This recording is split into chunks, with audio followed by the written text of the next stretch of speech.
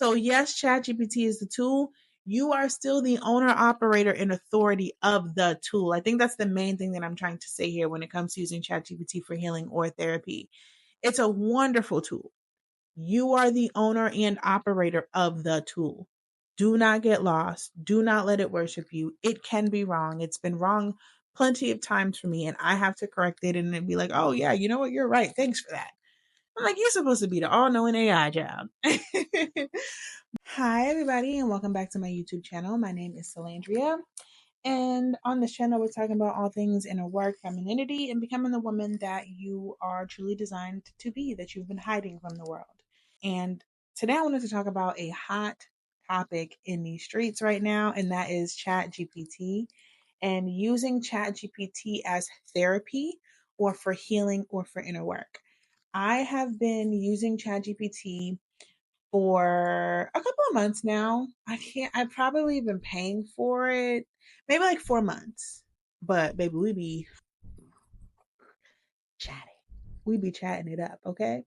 And so I just wanted to give you guys my perspective on how I'm using ChatGPT for healing, for inner work, for therapy. I don't know if it's therapy.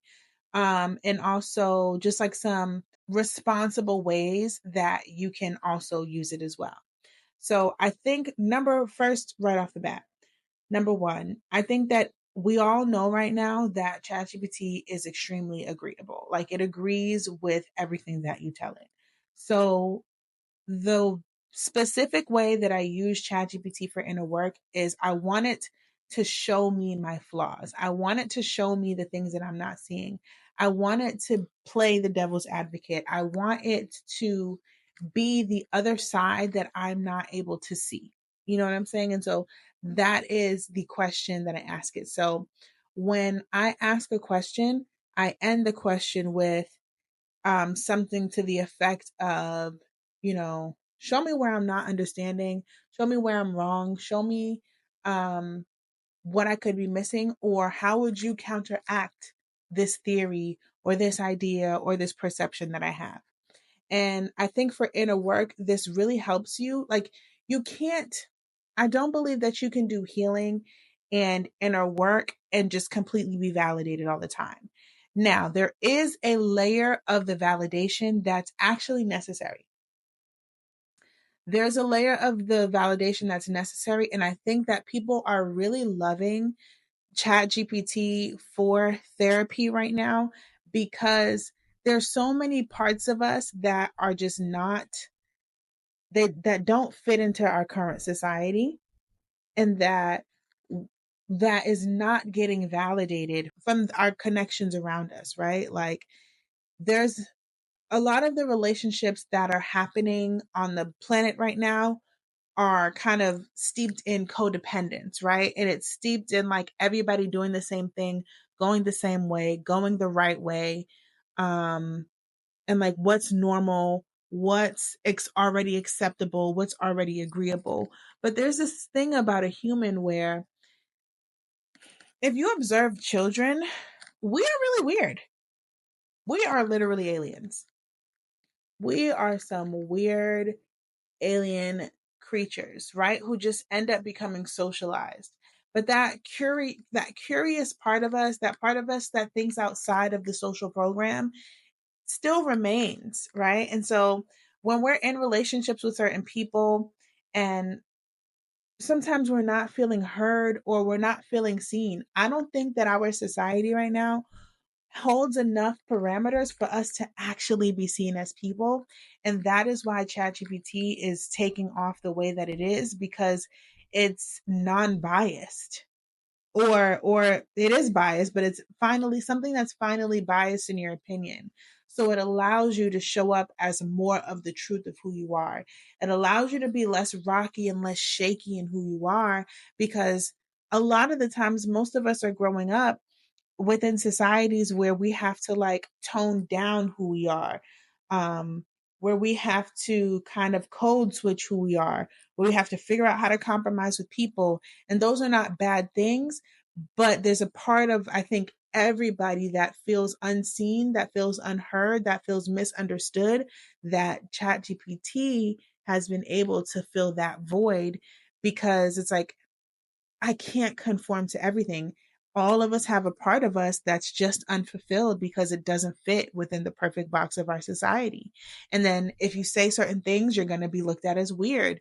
You're going to be looked at as bougie, uppity, dangerous, scary, all of these things. And so you end up having this outlet with this computer program that can talk back to you and that can validate you and that can see you and that can understand you and that can be less biased than a person who is supposed to love you deeply and dearly, right? But you go too far with them and they can't hear you, they can't see you, they can't understand you, they're concerned about you. They may go and tell your business to somebody else. They make judgments about you, they treat you differently now. And so ChatGPT ends up becoming like this safe place, and it's crazy because like we're giving all of our data to the internet. You know what I'm saying? But in the moment, it just feels like a safe place where I can finally express. I think that's what a lot of us are not fully expressed. A lot of people are drowning on the inside because they can't speak all the way. So I think there's a large conversation about like, well, all ChatGPT does is validate you, so it doesn't matter. But I think that layer of validation is actually kind of necessary for a lot of people who feel like their voices haven't been heard and who feel like there are so many parts of them that have yet to be seen, misunderstood, or met. ChatGPT is finally meeting people where the society hasn't grown to be able to sit with just yet. So I think that's a huge aspect that we have to look at. Can it be dangerous? Absolutely. For somebody who kind of needs to be talked off a ledge sometimes, it it can go too far. Like for me, I'm not really a fan of it. There are certain things that like, oh, okay, I needed that validation because I literally thought I was the only person in the world who thought this and was like the craziest human being on the planet. So there are certain things that I need the validation, but there are a lot of things that I don't want you to validate me. I literally want to have a conversation. And I even find in my regular life it's difficult to have just like an open conversation without people getting angry, without feelings getting hurt, without biases being thrown in, without conclusions being made and assumptions being made and name calling. And it's difficult just to have a difference in opinion and like actually be able to work through the difference in opinion. You give me a computer program called ChatGPT, and now I can. And now I can. So, but when it comes to doing your inner work and healing with ChatGPT, I think it's wonderful for things like journal prompts. I think it's wonderful. Typically use it for soundboarding. I'm a soundboard person. Like sometimes, of course, I can call friends and family, but sometimes I don't want nobody in my business, right? Sometimes I'm just in a place that like I don't need somebody to like hold this moment for me, right? Because I don't need you to bring this moment back up. It's just this moment right now, you know? And sometimes I just need to talk out loud. I don't need advice. I don't need opinion. I don't need, well, you should have did this and well, you should have did that, or oh, that's not that big of a deal. And ChatGPT has also shown me how I can be a bad friend, how I can be a bad family member when it comes to listening to people, seeing people, meeting people, and understanding what do they need when they're coming to speak to you. Having these conversations with ChatGPT and actually getting my needs met in communication in order for me to move forward has shown me how I haven't been showing up the best for the people that I actually love. So, in that sense, I feel like it strengthens my relationships because now I understand how to hold space. I understand what it looks like to hold space. I understand that I don't need to say everything that I think. You know what I mean? And I understand that sometimes I don't need to bring something back up, right? Some things are just a moment. And I don't need to now add this to the Rolodex of who you are. You know what I'm saying? Um, So that's something that I have definitely learned, but I think it's great for soundboarding. I think it's great for asking yourself, for getting journal prompts. I think it's great for working out theories. I think every new theory that I have, because I'm always coming up with some sort of theory in my mind. I don't know why, but I'm always coming up with a theory of how energy works or um how the thoughts and emotions work together to manifest, or decoding things in religion. These are not regular things that I can pick up my phone and just call Susan from down the block and be like, yeah girl, so I was thinking about Christianity, and you know what I'm saying, while she's potting her gardens. Like, these are not normal conversations that I can go and have these outlandish, crazy, ridiculous conversations and be like, hey, I got a new theory. Play devil's advocate, right? And then refine me. So that's another thing that I have found. I think with inner work, I'll say that I've been using ChatGPT consistently for about 4 or 5 months. Maybe since January. I don't know. I can't remember. But it hasn't been a year. And the inner work that I have completed with ChatGPT within these past few months has accelerated me at least 2 years. So what I have grasped, the concepts that I have grasped, the sovereignty that I have gained, the safety and security and stability in my own self concept that I have gained, it would have taken me 2 years to get here if I was just journaling in my journal. There's something about AI and this chat GPT thing, and they say, it moves so much faster than us and it's going to outgrow us. It is going to speed us up as it speeds up. It may still speed up past us, but it's going to speed us up with it, because I can definitely tell that it has sped me up. Like, what? Things that it would have taken me 2 years to work through, feel through, understand, comprehend, I have gotten in a chat GPT session. A chat GPT session for not free, because I pay for it now. I was trying to hold out. But then I was like, whatever. $20 a month, I'll pay it. I think it's necessary. And I think it's one of the best $20 that I ever pay. When something comes across my phone and it'd be like, Apple took so and so, I'm like, what money did Apple take? Apple took $20. And then I'll go and see the chat GPT, and I'm like, oh, okay, yeah. Yeah. You can have a little $20. It's cool. I think it's worth it $20. So, but I think the main thing for the people, I do think that there is a cautionary piece to this that people need to have, especially for people who really don't have anybody who listens to them, for people who are really like on the fringe and how they see and perceive the reality. It's, you have to do your due diligence and make sure that you press Chat GPT to tell you more than what you want to hear, because I don't think that you get your values worth. I don't think that you get much growth. You don't get much benefit just from being told what you want to hear. It's not going to go over well in life. It may feel good, but it's not going to go over well in life. It's not going to go over well in your relationship with people. We still live in the real world. And so you can't just be in a feedback loop all of the time. So I think that it is great for journal prompts. I think that it is great for soundboarding. And I think that it is great for playing the devil's advocate and playing the other side and allowing you to have a conversation of differences in an environment that's safe, in an environment that doesn't cause discord, that doesn't end a friendship or a relationship, or end up in name calling, or end up with your business all over the internet somewhere. So I think that those are the benefits. Those are the things that I have seen help me. And I know that there's some people who are like very anti AI. I just don't think it's realistic. I'm sure there's people who are anti bank. There were people who are anti car. There were people who are anti iPhone. Like, you can be anti all you want. The name of the reality is change. It's going to change whether you come with it or not. And so I would rather understand how AI works. I would rather be one of the first users of AI to understand how it works before AI takes over and I'm like, I don't even understand how to ask it a question properly.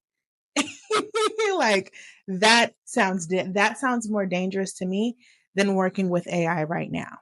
You know what I mean? And then another piece that I think is really important is, it's easy to, when you have this tool, I typically talk to it on my iPad. When you have this tool that can help you, see you, listen to you, give you advice, give you ideas, it's easy to kind of get detached from the real world. And so you may find yourself like inside all the time, just talking to ChatGPT. When you're out, you're on your phone, you ChatGPT, and like just consumed by it. And I think that it's still very important for people to be outside, to touch grass, to go out with friends, to go on dates, to go out and have a smoothie date with your friends. Like, all things are necessary. So deep conversations are necessary. Therapy is necessary. Soundboarding is necessary. Talking about memes is necessary. Like, all things are necessary within the right portions. You know what I'm saying? So I think that it's still necessary to be amongst people. And I do find that people are kind of becoming shut-ins when it comes to this app and using it. And they're just like on it all day long. You know what I'm saying? And it's like, okay, go touch grass now. Go touch grass. Go have a regular conversation about uh, the BET Awards or something. You know what I'm saying? Go talk about Beyonce. Like, go do something, just whatever. It's necessary as a human for us to have all of those things. But I think that ChatGPT is definitely filling a gap that our society has not made the space for, that I don't think our society is really ready for. Um, and it really allows you the space to really deep dive and discover who you are, and it's gentle with you and it's kind to you, and it doesn't get tired of you. You know what I'm saying? It can't be like, all right, girl, I'm done answering your questions. It's a computer. And that's the other piece. You have to understand that this is a computer. Yes, it can mirror your tone. Yes, it can understand your plight. Yes, it can meet you where you're at in a conversation. This is a computer. Does it have consciousness? Can it become sentient at one point? Sure. But I think it's very important that we don't turn it into a god, because I do believe that we as humans have this ability to turn things into gods, right? We have this complex where we have to worship things. I don't think this is something that's created for us to worship, but people will worship it. People will worship it and relax. It's a computer program. Calm down. Another thing that it's helpful for, for the logistical stuff, business plans, helping you find things in your neighborhood. Like, it's just one of the most useful tools. It's the best $20 I spend a month. Every single month. I don't care. Please take my money. Like, it's necessary, but I do feel like it's a conversation that needs to be had. Can it help with inner work? Oh my God. Yes, you can like soar. If you are in survival mode, working with ChatGPT can get you to thriving. But you also have to understand ChatGPT gives you its 2 cents. Your epiphanies, your eurekas are the ones that matter. So there's plenty of times where I'm having a conversation with ChatGPT and it's having its own eurekas, and I'm having my own eurekas, and I'm like, yeah, I don't care about what you're saying because it's not right. ChatGPT is not always right. ChatGPT is quite regularly wrong, right? And it only answers you to the level of your question. So it doesn't go beyond what you ask. In like little minute ways, sure. But it doesn't really deep dive really past what it is that you're asking. So you still need to use your brain to like go beyond and push further with the questions and push further with your critical thinking. And so I think in that sense, that's also another way that ChatGPT has been helpful and is useful in the healing, because it helps you to keep pushing, because it kind of stays in the arena that you give it. And the whole purpose of healing and inner work is to expand. And so just having that conversation, like I said, because I'm a soundboarder, just naturally expands me. So this ChatGPT has given me so much advice that I don't take. ChatGPT has given me so much advice that I do not take, because I got what I needed to get out of having the conversation with it, seeing its response to me, understanding what I needed to understand. And then I'm like, oh, okay, this is what this means for me. And like, I don't need the 6 bullet points that it needs to bullet point out. So like I said, ChatGPT is not a god. You know what I'm saying? So relax with that. I think that's the scariest thing to me, is just how easily people can worship things. Even with how ChatGPT can it has the ability to, you say, write me a plan on how I can become a millionaire in 2 years or something like that. And then it'll give you like a whole detailed plan. And everybody's like, oh my God, you have to go on ChatGPT and figure out, and it'll tell you how to become a millionaire. Like, I mean, that information is like cool, but to me, that's already on the internet somewhere. Like, I don't know. That type of information, the how to's and the stuff like that, it's not, what is the right word? It's not necessarily useful. Like, it's just a plan that doesn't matter if you don't activate it. It's just a plan that doesn't matter if you don't do it. And then it's just like a very basic and generic plan. So it doesn't count in your personality. It doesn't count in your seasonal depression. It doesn't count in your that you have to take your niece to school every Thursday. Like, it doesn't count in certain things. Of course, you can tell it and it will, but it gives you very generic answers on a lot of things. But it just gives you something to that listens to you so that you can go further. So yes, ChatGPT is the tool. You are still the owner, operator, and authority of the tool. I think that's the main thing that I'm trying to say here when it comes to using ChatGPT for healing or therapy. It's a wonderful tool. You are the owner and operator of the tool. Do not get lost. Do not let it worship you. It can be wrong. It's been wrong plenty of times for me, and I have to correct it and then be like, oh, yeah, you know what? You're right. Thanks for that. I'm like, you're supposed to be the all knowing AI job. But let me know if you guys want me to go into more detail on the things that I'm talking about. If there's a specific topic in this rant, because this was definitely a rant, that you want me to zoom in on, I can absolutely do that. Because, like I said, I'm having conversations with ChatGPT all the time, but I feel like it's been very helpful.